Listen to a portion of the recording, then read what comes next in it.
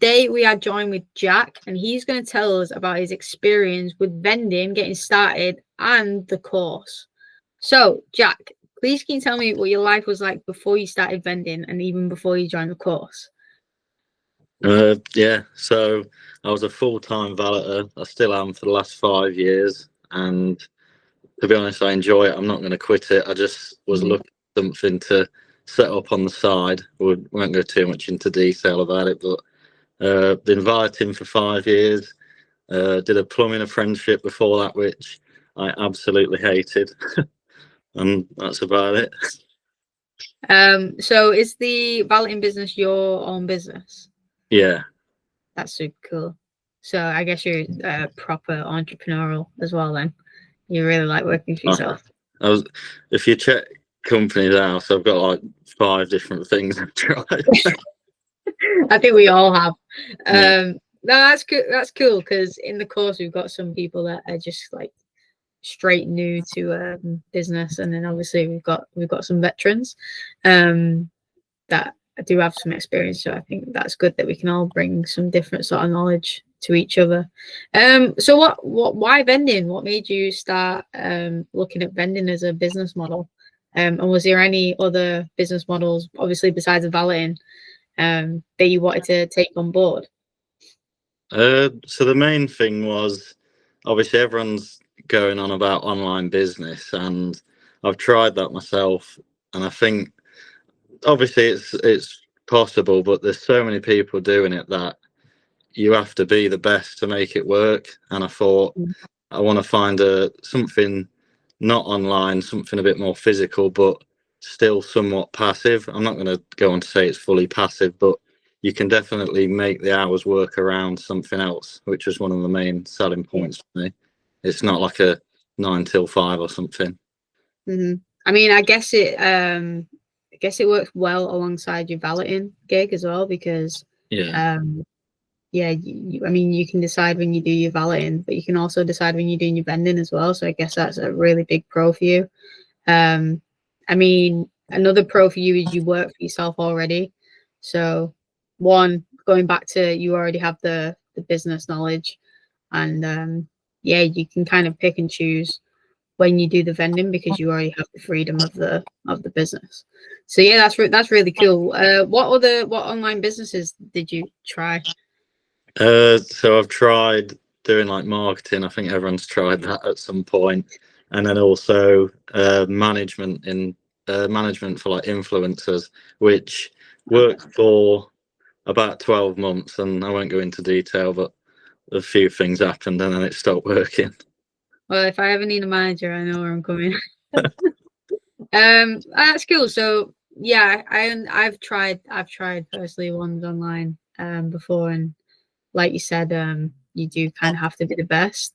But I feel like with vending, you can kind of go at your own pace. Yeah, I don't think you're kind of competing with anyone. Obviously, you've got competitors in your area, but as long as you've got your site down and like your site are happy with you, I think yeah, you can kind of just go at your own pace. Had you tried to start before vending, or like how did you come across it? It was just online, social media, and I thought I may as well give it a go. I started seeing it probably May, start of June time, and then end of June I was like, right, I'll give it a go. And it probably So it was a quick wasn't one. long after that I joined your course. Yeah. Yeah, because a lot of people, it takes them a while to, decide to join, but you kind of, I mean, I guess again, it's probably from having a business background. Yeah, it didn't take you long to join the course at all.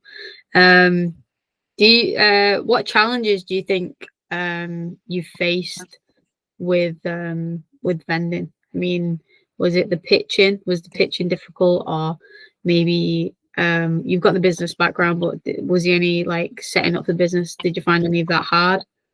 Yeah, the big challenges were setting everything up for me.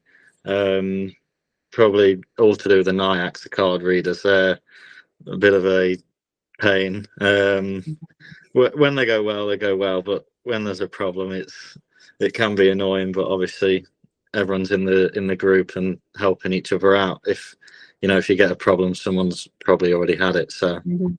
that's one of the main reasons I joined.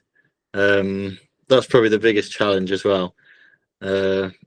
You can find a lot on YouTube. Obviously, you've been posting a lot, but there's always that. Let's say you might find 80% on YouTube, but there's always a bit more you need to know. And I'm Yeah, kind of at that stage where I'd rather just pay now, get someone to help me out, and in turn, it's going to help the growth go quicker. 100%. Yeah, I always think when I get a maintenance issue, if I spend longer than an hour on it and I can't figure it out, I'm just gonna pay someone to do it, or like 30 minutes. If I start getting stressed about it, I'm just gonna pay someone to come out and either teach me how to do it or just fix it. I just think that knowledge the knowledge and the time that you're spending on learning is so important. Did you, because you've got a background in business already, did you have any issues pitching? Did you find that difficult, or was it scary Uh, at all? it's not scary. So I've had the most luck doing it in person, which obviously I'm used to that anyway. I'm used to talking to new people all the time. Um, the main one was like online, emails and stuff. I've not had much experience with that, so that's where I'm learning now, and hopefully going to see some good results with that. But Yeah, I mean, that's definitely new compared to what I was doing before. it's nice to hear the opposite. A lot of people say they prefer the emailing, but you're saying you prefer the in person. I personally prefer the emailing because I mean, I don't look very old. So when I go to a site and pitch, I mean, they just don't take me seriously. Um, but what was your first win? Can you talk to me about that? How did you secure your first location? Uh, so I'm quite into the gym, so I thought I'll keep it with something I know. So I'll try and get into a gym. And there's a few, obviously, if anyone's trying to get into a gym, you'll probably figure out pretty quickly that they've all already got a vending machine. So I thought, what type of gym wouldn't have a vending machine? And it would be something less common. So near me there was like a strongman gym, not like a bodybuilding gym or classes and stuff. It was like a strongman gym, and it's 5 minutes away. So I thought, this guy's got his number on his website, I'll just give him a ring. And 5 minutes later he says, yeah, come down and see me. And the next day I went down, he says he'll have one. That wasn't the That's really good. first. That wasn't my first like outreach, whatever you want to call it. I had multiple fails before that, but I thought, when things aren't going well, you sort of take a step back and you try and figure out what to do differently. And that was it. I wanted to do something I've already got the knowledge in, which is gym stuff. And that's how I got the first machine in, which is currently my only one. I've got another going in on the 29th, end of the month. I'm I'm really proud of that. Like you said, like think you were failing beforehand, but then you just was like, I'm just gonna stick to what I know. And it was probably easier for you to talk to the guy at the gym, right? Because Yeah, I don't know, we're already in with that crowd anyway. So did you find it easier to speak to that uh, person? definitely. Yeah, it wasn't someone I knew, but it was obviously it's something I know, so it was easy to talk to him, and he could tell I knew what I was on about, and I knew what sort of stuff he wanted. So yeah, it definitely helped out a lot. Yeah, so even though you didn't have a background in vending, like a full background in vending, um, because you had that background at the gym, you knew what they needed because obviously you spent a lot of time in gym. I've got a fly attacking me. You spent a lot of time in gyms, so you know what they already need in there, which is really good. I guess that not a lot of people would do that. I mean, I wouldn't have done that. So that's really cool. Um, have you had any issues since having the vending machine? I know What? I know you talked about the NIACs, but have you had any I don't know, any maintenance issues, any customers? Has anything like stood out to you where you just like, oh, that was a pain?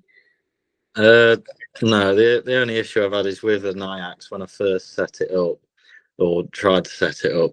I won't go into too much detail of who supplied it, but it's all up and running now, so hopefully we'll be good to go for a while.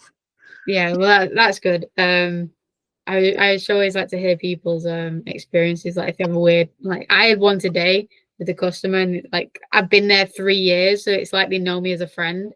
So like they're just like, oh, can I just have a free can? And they were bugging me for ages. It got to the point where I was just like, you know what, just take it and get out my face. So like just have it. So yeah, I'm excited for you guys to have those troubles. Because as much as it's kind of a pain in the backside, it's kind of nice to know that you've built that relationship over 3 years with these people and you can have that banter. So if we talk about the community, because obviously we have the WhatsApp community as well, how do you find that helps with running your vending machine business? So like I mentioned before, if you have a problem with your machine or with anything related, you know, there's pretty much guaranteed to be someone that's had the same problem, or at least an idea of how to sort it. Obviously with the amount of people in there, it would pretty much cover everything. So that's like the best thing for me. It's like everyone, all the knowledge combined will pretty much cover everything, you know. Yeah, I hope that community outlives me. Yeah, I do love it. I mean, there's people in there that have been in there since the course and community started, and then these people that have obviously just been in there a couple of days. So yeah, the knowledge that you guys if one person has one piece of knowledge, but 60 people have one piece of knowledge each, and they all share that, then you've got 60 pieces of knowledge there. So yeah, I think that the community is just such a great space to be in. In the course, was it anything that was in the course that you wouldn't have thought of? Maybe the course that helped you out a little bit more? Maybe, I don't know, maybe like the pitching templates, for example, or like where to get uniform from. Just the examples. The suppliers list of like where to get all your stuff from, that was a big one for me. Unfortunately, none of them are local, other than Booker's, which is like 15 minutes away. The nearest one's like 45 minutes. But that was very helpful because I hadn't even heard of half of them. It was literally just Booker's that I'd heard of. So that was like a big one for me. The templates are good as well for the emails because, like I say, I'm not too knowledgeable in that department, so it definitely helps out a lot. I think everyone keeps saying the supplier list, but no one said to me that they've not got a supplier, like the suppliers are far away from them. So I'm glad you've said that, because I'm going to write down to try and find a few more suppliers for you. Suppliers. Yeah, I think the supplier sheet is that's where people don't know where to buy stock from.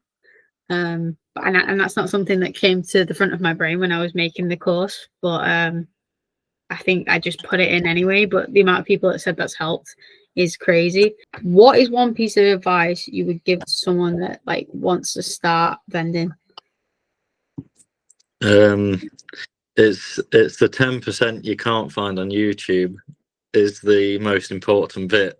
That's, you know, going to give you problems. So you're going to get 90% sorted, let's say, for getting your first machine on a site, but there'll be something you haven't done or you forgot to do or you don't know how to do, and that's what you're going to be missing. So I'm not just saying this, but invest in someone or something that can, you know, help you grow quicker, pretty much. Mm-hmm. Because else you're just gonna, you know, it's not gonna work unless you get lucky, and then you're not gonna try, because if it's not working, most people will just quit. I think it encourages you to keep going as well when you have like a support system that's doing the same thing, and mentors that are, because I think most of you guys are becoming mentors as well now, because there's some things in the chat where I see a message, I can't answer it because maybe I'm driving or I'm on a call, and 10 minutes later I go to answer it, but like maybe you or somebody else has already answered it, and I'm like, this is what it's for. But you guys are becoming mentors as well, which is exactly what I wanted. Well, it's more than what I wanted. Right, Jack, thank you for joining me today. I really appreciate it, and I can't wait to hear the rest of your journey.